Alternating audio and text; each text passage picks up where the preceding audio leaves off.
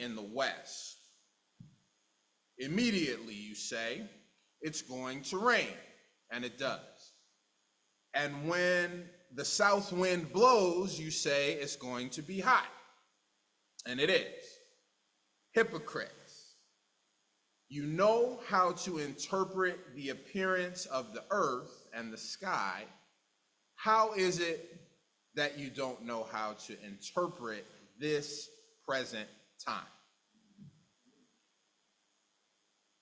And then Henry David Thoreau said, there is no such thing as bad weather, only different kinds of good weather. Well, yeah, you know how to interpret the sky, but how come we don't know how to interpret the signs of the times? Now, we could talk about the times, we could talk, I don't know, I didn't look at the news this morning. It might be something new that I missed. Yeah, right, I saw, Anyway. And then it can be hard to talk with other people about it sometimes because you never know where they land with it. You say, isn't that crazy what happened in Israel? Right, and then you don't know what they're going to say. But when there's nothing else to talk about, you can always talk about the weather, right? Why is that if you don't have anything else to talk about, you can talk about the weather? It's a beautiful day. It is a beautiful day, isn't it? Right? I think we do that because it's affecting us both in the same way. You can't disagree about it. Wow, it sure is overcast today. Now, how many years have you lived in LA? Every year this time of year, wow, it sure is cloudy this morning. Yeah, it'll probably clear up later, though. Yep, that's that marine. And then she said June gloom, and then I said, yeah, that's that marine layer. Yeah. Now we agree. At least we can agree on something. You talk about the weather, right? Because it affects all of us. It affects how you're going to prepare when you leave. It's going to affect whether you leave or not. It's going to affect what you wear. It's going to even affect your mood. If it's raining, which is rare here, but if it's raining, nobody wants to go anywhere. And then say, yeah, I was just wanted to curl up. It was raining this morning. Yeah, me too. I just decided we were just going. See, you can talk about the weather because it's affecting all of us. You can agree. I was going to make some gumbo, but it's too hot. Oh, yeah, you can't be standing in front of the stove when it's 90 degrees making no gumbo. We were going to have gumbo, but it was too hot for him to stand in front of the stove and make gumbo. And everybody agrees. It's fine. We talk about the weather. You can't talk about anything else. You can talk about the weather. And the reason for that is that we share an atmosphere. Atmosphere, that word literally means atmos is the vapor or the gas surrounding the sphere that we're in, the atmosphere that we live in. We share an atmosphere. Earth's atmosphere is what makes it what it is as far as our experience. The atmosphere is what it is. There's a certain amount of nitrogen, oxygen, right? CO2, ozone, that makes it work for us. It keeps the solar radiation out. It keeps the meteors from coming in. Because when meteors come, they do hit the earth, but they break up in the atmosphere before they smack and hit the surface of the ground most of the time, right? And then now on the moon doesn't have an atmosphere, so it's full of craters from all these meteors that have hit it, right? Every place has its own atmosphere. The Earth's atmosphere is to where we can have palm trees and fruit growing and birds can fly through the air. It's because of the atmosphere. If the atmosphere was any more or less dense than it is, birds wouldn't be able to fly the way they fly. We wouldn't be able to even move through the air. Sound wouldn't travel the same way. We share this atmosphere. That's why we can talk about the weather. That's why we share an atmosphere. This atmosphere of Earth. I said the moon, there is no atmosphere. So when the sun is shining, so on the Earth and on the moon and on all the planets, right? When the sun is shining on it in the daytime, it's one thing, and then at night, it's something else. Here in LA, we have a particular climate. So it's, 70 during the day, it's 60 at night, pretty much. On the moon, there is no atmosphere, so when the sun hits it, the sun just hits it. It's 200 degrees when the sun hits it. Then on the dark side, it's 200 below, because the sun is just hitting it. There is no atmosphere to control, to create weather, to create different climates. There's no precipitation on the moon. Every planet is different. Venus has an atmosphere. Venus's atmosphere, the carbon dioxide is so thick that the greenhouse effect, you know what that is?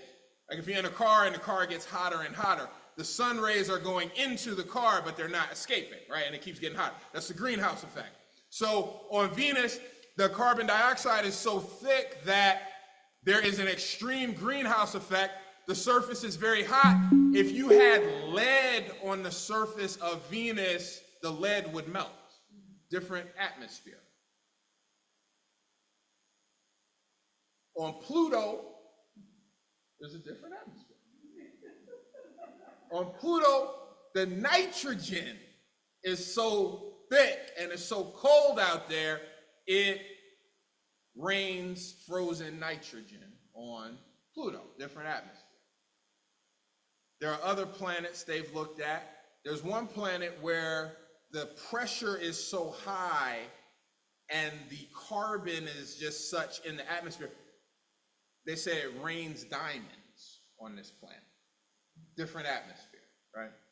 And so on. And then there's other ones where the clouds are lava. So all these different types of atmospheres. We share an atmosphere. That's about the only thing we can talk about is the weather, right? Planets have atmosphere. Actually, everything has atmosphere. Do you know meteorologists predict the weather? How do they do that?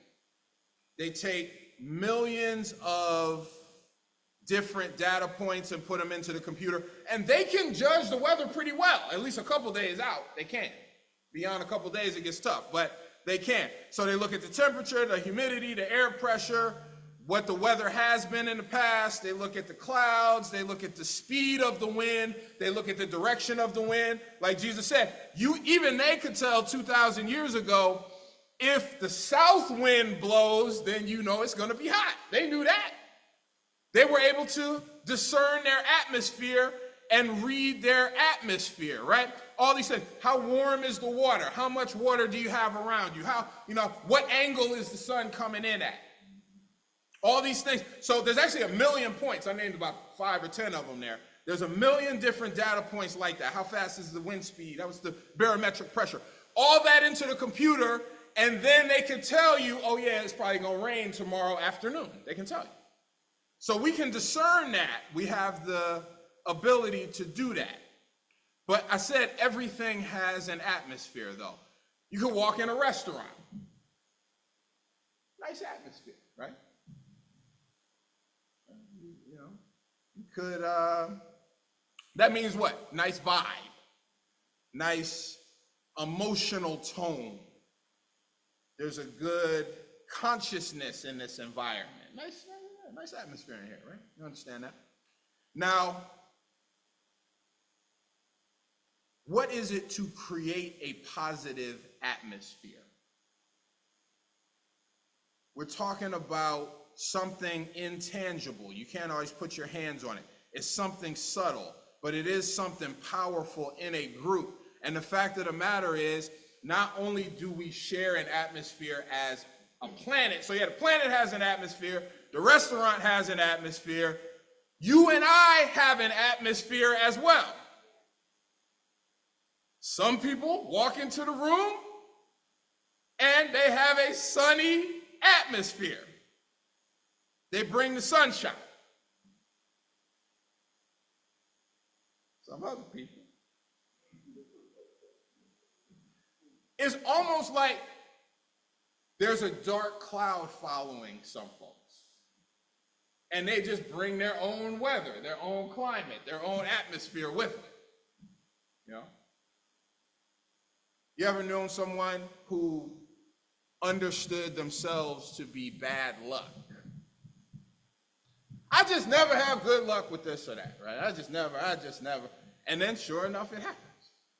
Do you see that? This is a person bringing their own atmosphere. And a lot of times when we say, well, I just have never been good at this, or I just can't do that, or I just don't like this, or I just don't. Okay, we all have our personality, but I think there's too much of an assumption.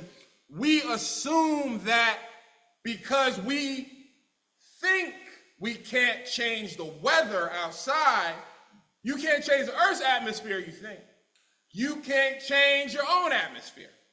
Well, this is just what it is. This is just how I am. This is just what it is. We assume that the weather or the climate or the atmosphere that we're in, it just is what it is. But see, even within the Earth, so yes, the Earth has one atmosphere, but this isn't that advanced to understand that, yes, there's one atmosphere, but within that one atmosphere, there are many different climates within one atmosphere.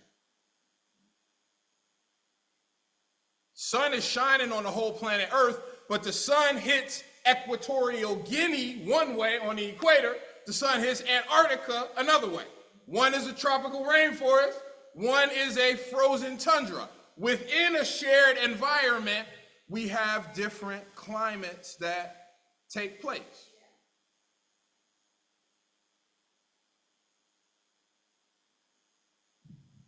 LA don't get a lot of rain here. Do you know why?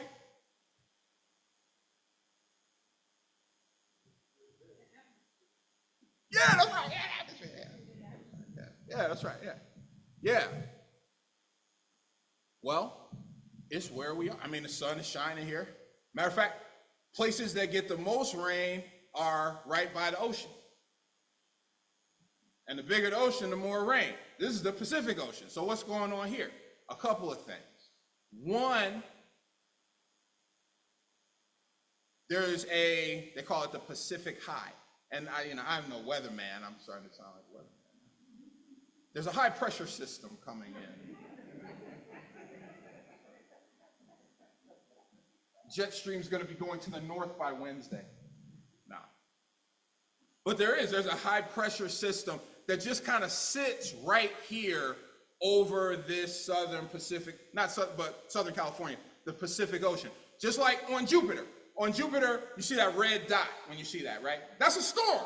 It just has stayed there for thousands of years.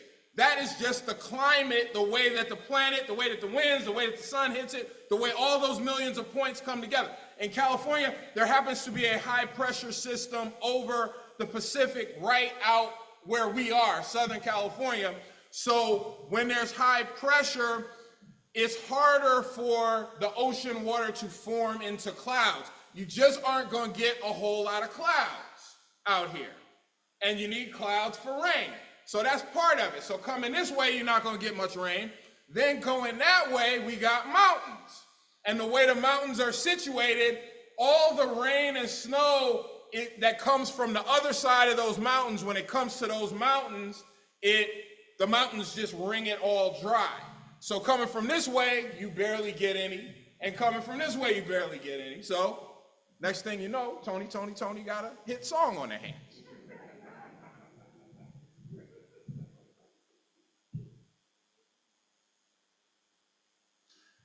I said there's weather and there's climate. Weather is what happens on any particular day. Even if we get a day of rain, even if we get a week or a month of rain, the fact of the matter is the climate here is still that it doesn't really rain. Now, they measure a climate by what has the weather mostly been like over the last 30 years. What has the temperature? What is the wind? What is the precipitation? What is the humidity? What have all of these factors been like? Not just over one day or over 1 week, but over 30 years or more. That's what they call a climate. Now, can you see how we get into human behavior right now?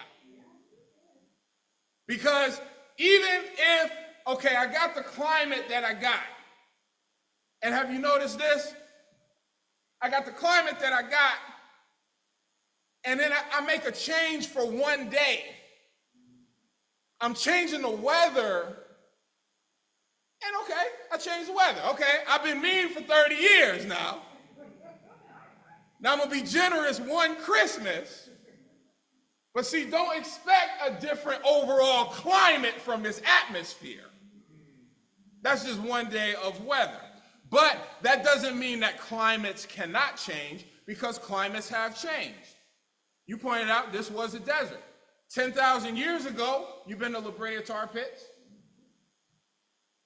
Where woolly mammoth, saber-toothed cat, dire wolf, where are they now? The climate changed. They can't be sustained here anymore. See, whatever the climate is will dictate what sort of life is able to grow and thrive in a particular place or a particular person. It's based on the climate. So what we're ultimately talking about is that we have a metaphysical climate, each one of us, and as much as I'd love to blame Trump, as much as I'd love to blame Israel, as much as I'd love to blame some other specific individuals, you are responsible for your own metaphysical climate change. Jesus said, look, you know how to interpret the appearance of the earth and the sky. Well, how is it that you don't know how to interpret the present time? Take it back to LA. And you know this if you've been here any time at all. You don't have to have a green thumb to grow what out here? Lemons. If I see one more lemon. Lemons do good, oranges do good, avocados do good, figs do well, kumquats do well. You have this stuff in your backyard, you don't even try it. And you got more lemons, more kumquats than you know what to do with. Why? Because that's what the climate calls for here. You try to grow some lettuce here, you try to grow some blueberries here, you try to grow some rice here, it doesn't work because they need steady rain. So you don't have to have a green thumb to have abundance in lemons, avocados. But even if you have a green thumb, it's going to take extra water. You got to pay for it. You got to bring in the right kind of soil. Why? Because this is not the climate. This is not the environment for that to thrive. So, and like I said, even if it rains a little bit, the climate hasn't changed. LA still is what it is. It's going to be sunny. It's going to be 73. So, if I'm responsible for my own metaphysical climate change, here's where we're getting to. How can I go from changing the weather to changing the climate? How can I go from, yeah, I'm trying to do better, but my overwhelming predominant assumptions and history dictate what I'm going to be, especially as you start getting past 30 years of the same activity. It's kind of going to be what it's going to be. But does that mean transformation is not possible? Does that mean growth is no longer possible, is no longer called for? Of course not. So how can I get from changing the weather, just being nice on one day, to actually changing the climate? How can I go from, see, I'll be patting myself on the back, you know. I had vegetables 2 days in a row. You know what? I deserve a reward.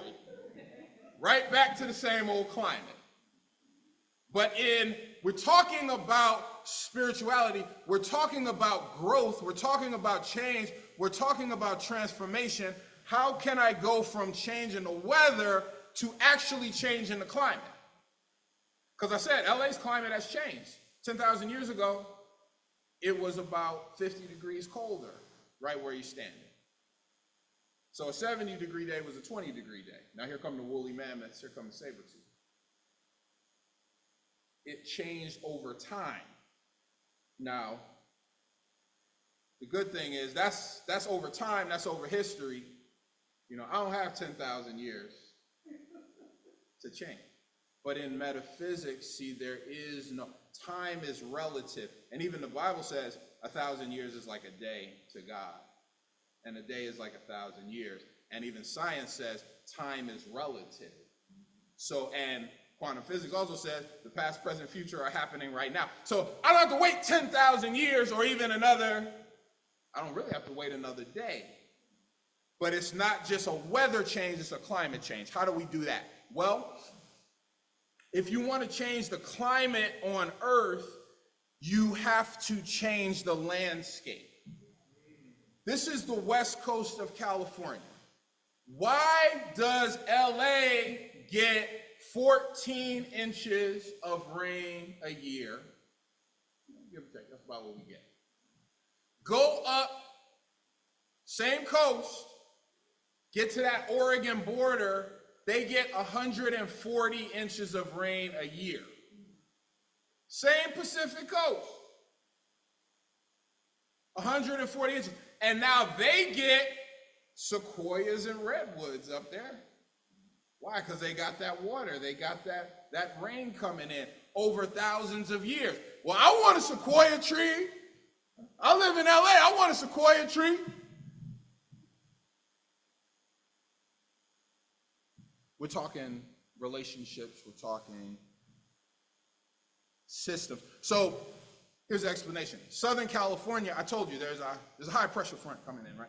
Over Southern California, you go, but right above that, there's something called the jet stream. So when the winds get in the jet stream, the rain flows right over the land, over Northern California. Where out here, the rain struggles to form. But if I go a little bit further north, the rain is flowing right onto the land. Also, we have mountains, they have mountains. The way our mountains are situated, the storm can't get past the mountains to get to us. The way their mountains are situated, the storm that comes from the ocean can't get past their mountains, so it all stays on them. And they get 10 times the rain we get. They got a different climate. They got sequoia trees. They got redwoods. They got animals up there we don't have. They have a different climate. So if you want to change your climate, you have to change your landscape. Now, it's hard enough. Jesus said if you have faith of a mustard seed, you can move a mountain, right? And that's true. I will accept that. I must accept that. I must think into it. I must live into it. I know that all things are possible. But it wasn't just about taking a Santa Monica mountain and moving it into the Pacific Ocean. There are mountains in us that are preventing the grace of the rain of God to fall. And then there are other mountains that put up barriers that when the storm comes, it can't pass over. So I'm not as concerned about moving one of these mountains, Big Bear Mountain, into the Pacific Ocean. Can I change my own landscape and my own atmosphere is what we're talking about.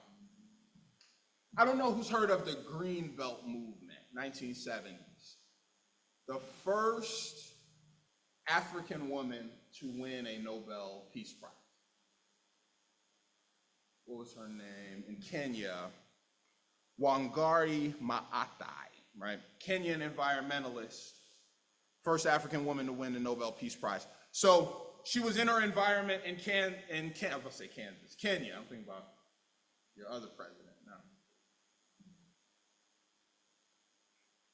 In Kenya, and she said, wait a minute, I notice, and all of us are noticing, that children have to walk further than we used to walk to get water. The streams are drying out. The environment, the climate, the atmosphere is changing. So sometimes when you say, well, we have to walk further than we had to walk to get water, One solution is, well, get them some bicycles and then they can get there faster. But see, that's not addressing the environmental concern. Because what was happening in the environment was massive deforestation. They were cutting down these trees and selling them because they were valuable. But when you cut down the trees, now the water table is not what it was. Now the streams are drying up. Now when it does rain, the soil is eroding. That's affecting the farming. All of these things were going on. So what she did back in the 70s was she organized people and planted trees. Now I saw a thing where if you use Apple Pay, they will round it up to the nearest dollar and then they tell you they're going to plant a tree. Right? And then that's supposed to save the environment. But see, what she did here, she didn't just plant one tree. She organized people and planted over 50 million trees across Kenya. And that changed the local climate because it restored the moisture to the soil. Now the streams are revived. Now the watershed is protected. Now the whole ecosystem that was falling apart is getting back stabilized. And that was called the Greenbelt Movement in 1970s. First African woman to win the Nobel Peace Prize. Didn't just change the environment, but it also shifted the climate of consciousness of the people. In a lot of ways. One, it was the women that had to go walk in and get this water. See, I know I like the motherland.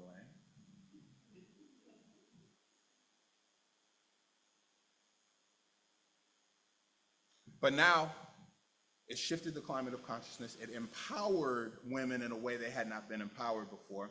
It grew community pride. And it even led to fostering greater democracy in Kenya. That's why she won the Nobel Peace Prize. All from planting trees. So in changing the climate, in changing the environment, it's never just a physical thing. Changing your environment could be as easy as what? Straightening up your house. Now you feel different. Why do they say? This has been shown in science. I should have looked at this a little more. When you go through the car wash, when you come out, your car runs better. They found that. Why? Because you have a higher consciousness about how you feel about it. And how you feel about it and what you know to be true about it is what it is, based off of the observer effect. If you know something is good, if you know something is positive, and not just talking and saying it, but when you know it, you can't see it any other way. This has been well recorded. Run through the car wash, and then don't get the wax too.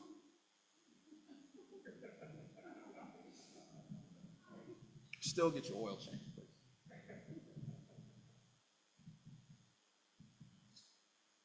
So what about us? What's the climate? I was talking about the news earlier, and I didn't look at it today, but I got some recent headlines. Israel, Iran, Ukraine, Gaza, Sudan, Myanmar, Congo, Somalia, Libya. That's the wars going on right now. And then part of the climate is that most of us in America see those news clips and really kind of don't care. Because if I showed you a news clip and I showed you some devastation and I said, man, look at this devastation in Gaza.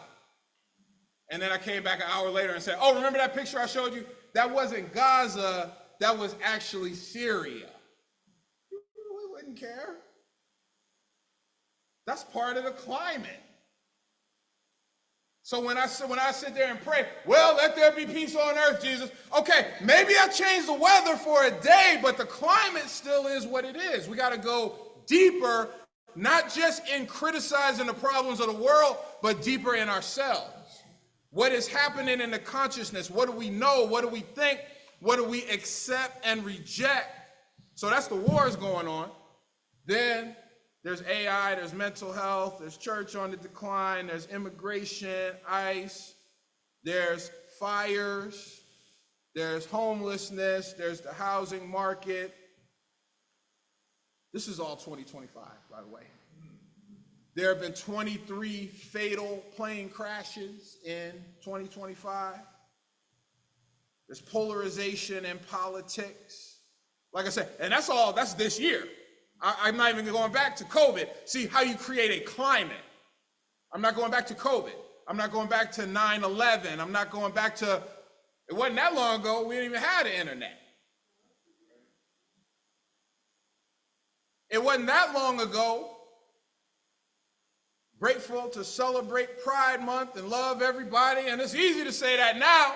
Take it to Stonewall in 1969.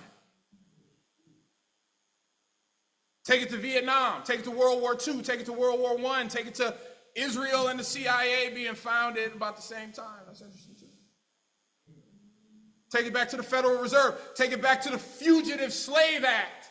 Now the climate that you're in.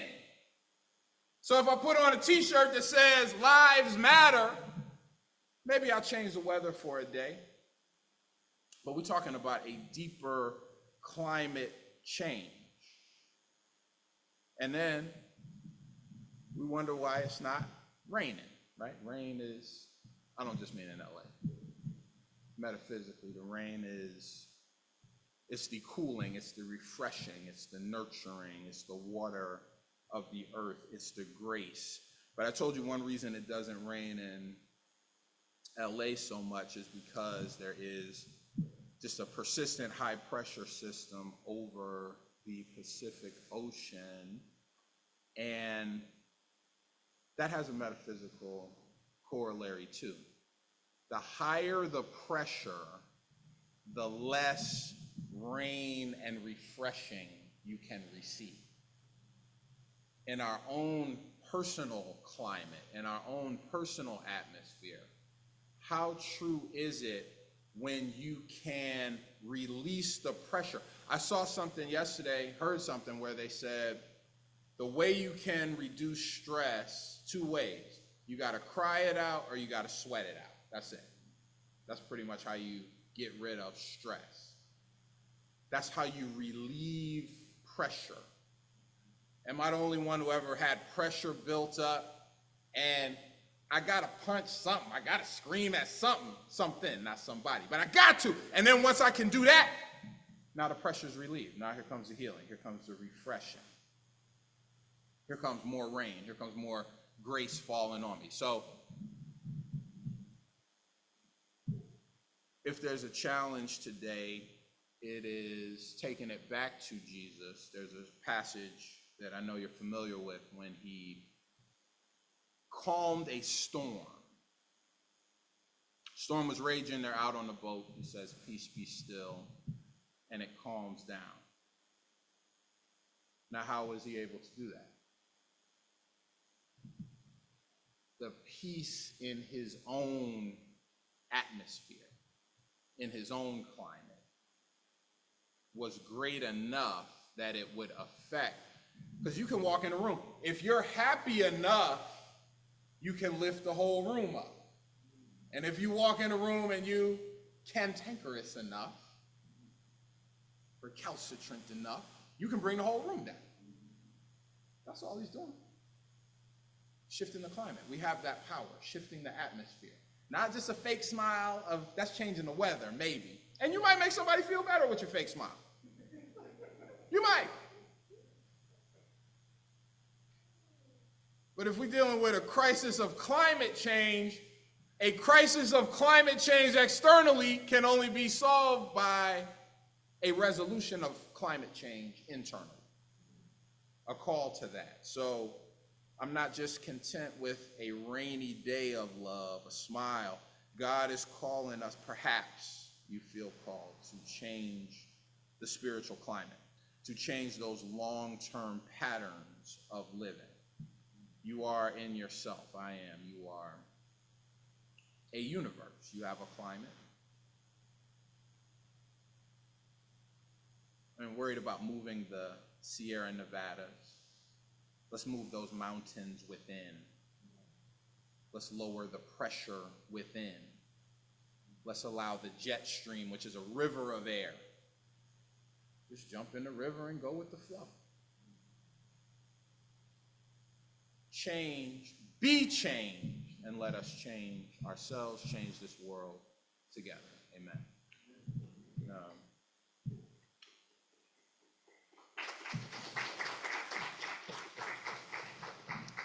Let's just seal it with the treatment, acknowledging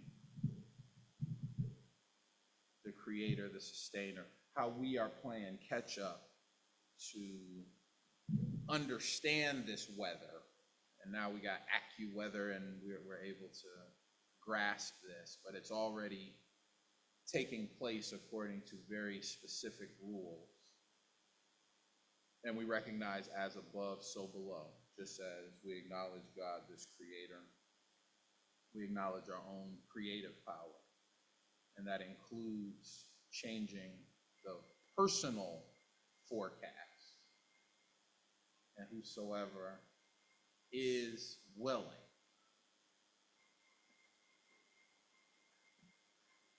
I was like, weather update, AccuAlert weather update, Channel 7 Sky Fox News. Sunny skies ahead. Oh, come on, that's about the 8th ring. Come on now.